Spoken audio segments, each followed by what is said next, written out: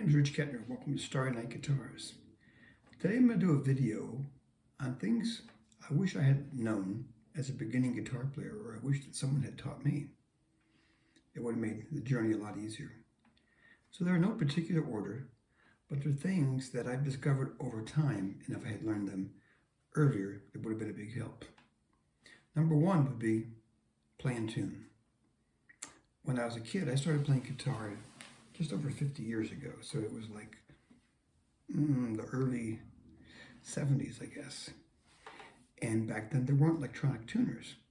You had to tune the guitar by ear, or tuning to a keyboard, or a pitch pipe. All of them were hard to do.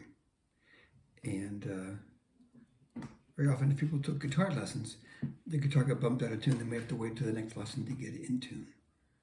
Now, we fast forward 50 years, and there are all kinds of electronic tuners.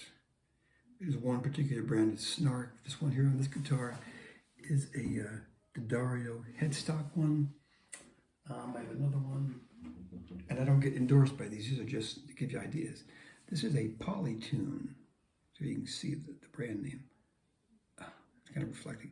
Polytune by TC Electronics. This one's amazing. You put it on the headstock, and you strum all 6 strings, and it can show you all 6 at once, rather than tuning one at a time. My point would be, play in tune.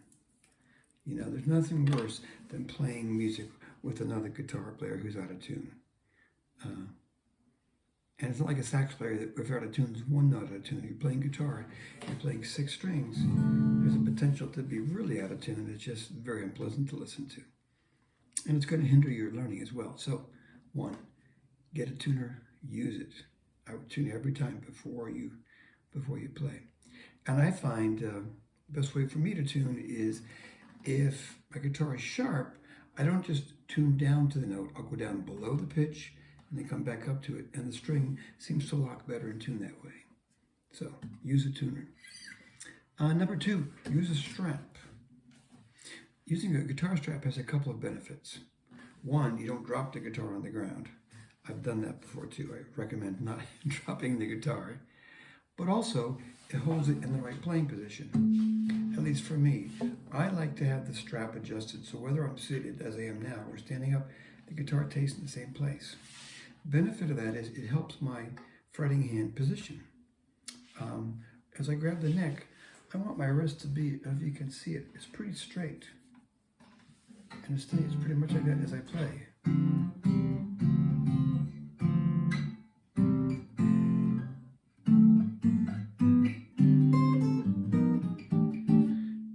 So the benefit of using a strap, it can help your hand position. It also helps you, just to show you if I take the strap off, how much lower the guitar is. And then my wrist does turn or twist. Another thing you might want to avoid as a guitar player, now I am pretty old, I'm 63.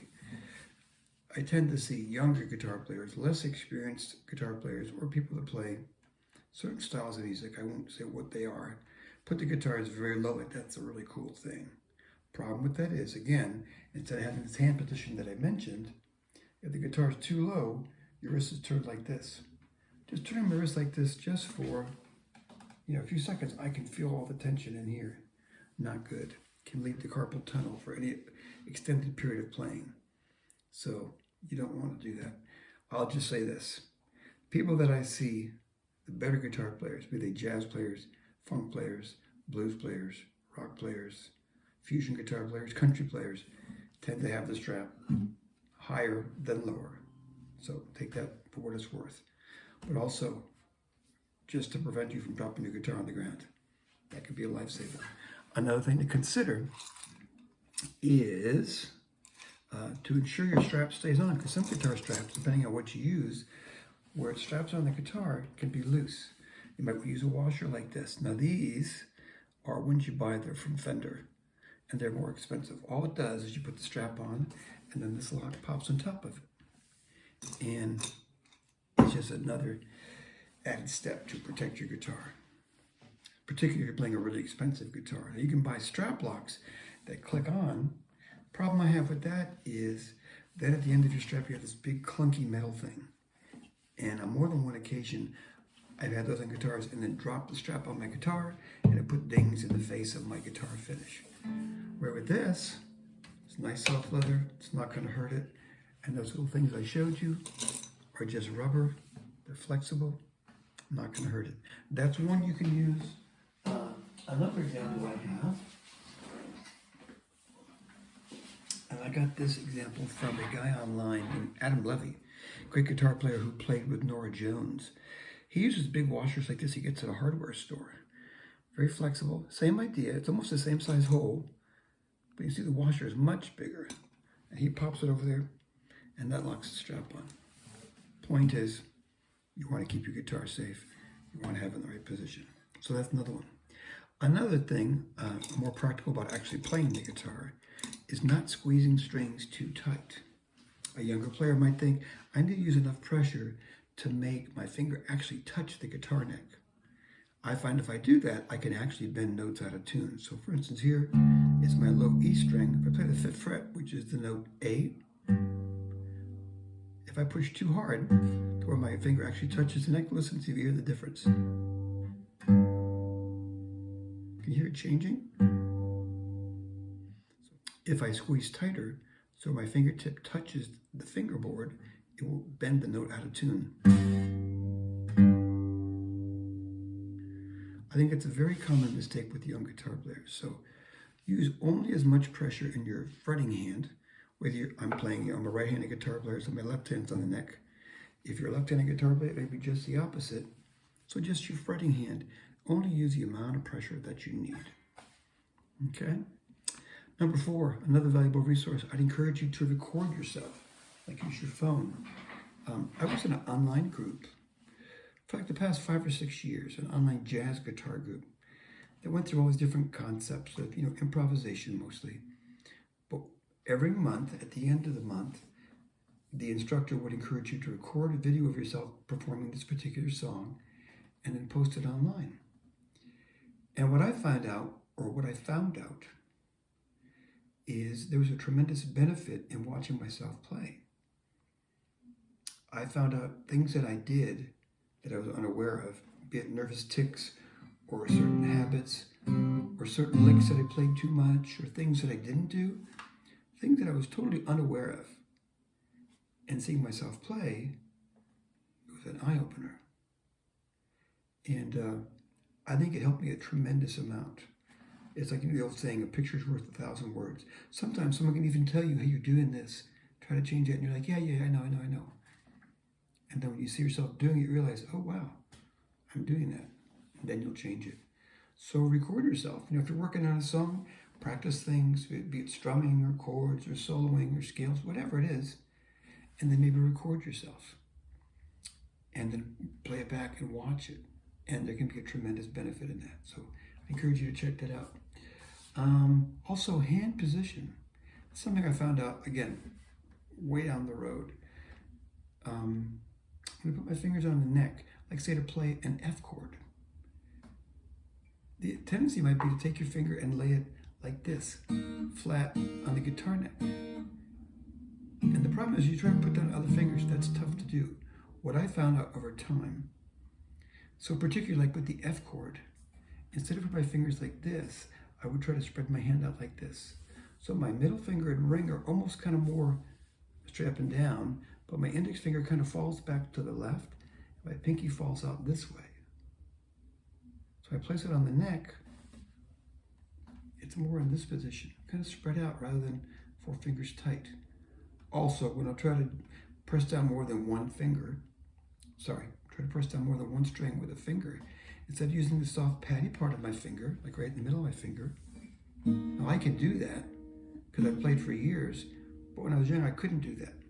But if I roll my hand out slightly, roll my finger this way toward the headstock, what I find out, instead of playing on my fingertip, I'm playing more on the outside bone of my finger. It makes it easier for me for that note to sound. So if you look at my hand, you can kind of see, let me zoom in for you, playing this shape rather than like that. This is kind of rolling back, almost on the side of my finger. This is kind of straight, this is straight. And a lot of that I just discovered trial and error, trying, and it kind of slowly made sense. So instead of my fingers being like this, I'm trying to spread them out. And I guess one more thing might be using picks and how different picks can get you a different sound. Particularly if you start playing scales or trying to do solos. And it's very noticeable, I would say more so on an acoustic guitar. Just to give you a quick example, this is a very thin, flexible pick. I use these for strumming chords.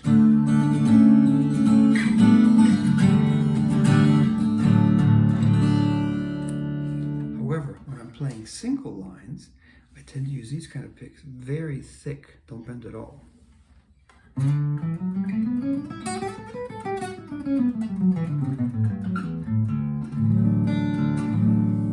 Or if I try to play the same thing with this flexible pick,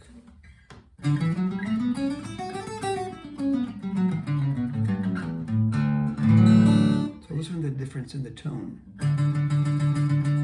One single note. And I'm playing the exact same velocity with my hand.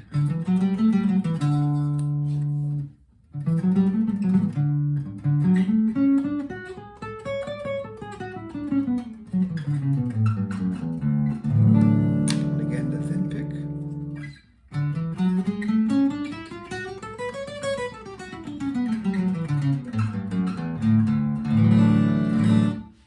So, to me, that's a tremendous difference in tone quality. I was picking in the same area, but just using a different pick. So depending on what you want to play, you might want to find a pick, like a middle of the road pick, that's not this super flexible, but not this stiff. That can kind of do all things like a Swiss Army knife of guitar picks. One final thing, your hand placement.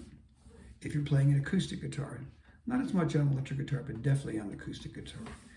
This hole in the guitar is called the sound hole, which essentially the body is acting as an amplifier. As I play a note, the sound goes into the sound hole, but then moves out, kind of projects the sound.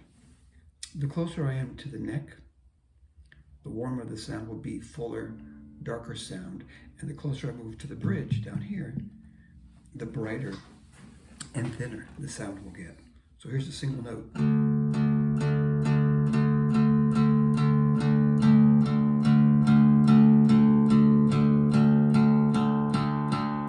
So if I play the same pattern,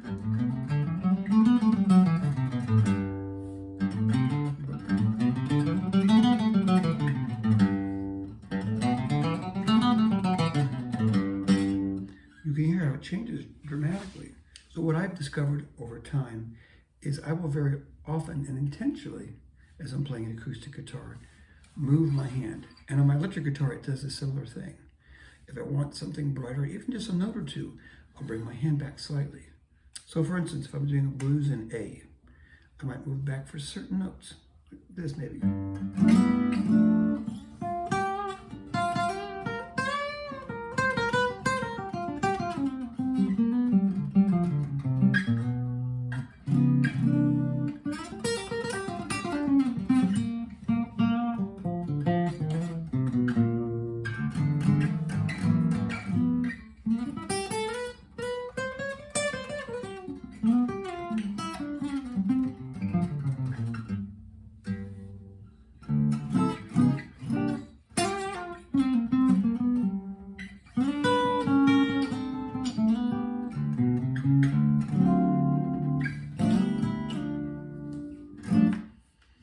So you can see, just hand placement can make a drastic change in tone quality.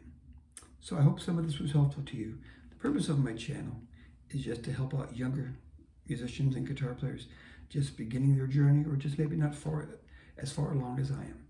You know, everyone I meet, all guitar players, are on the same journey, and we're all just at different places in that. And the best way to learn is from another person who's maybe learn something that you don't know yet, and maybe you can pass it on to the next person.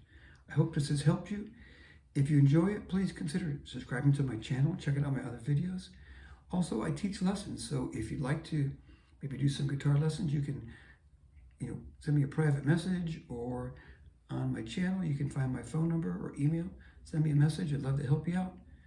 Again, I hope you enjoyed this. Enjoy the journey. God bless.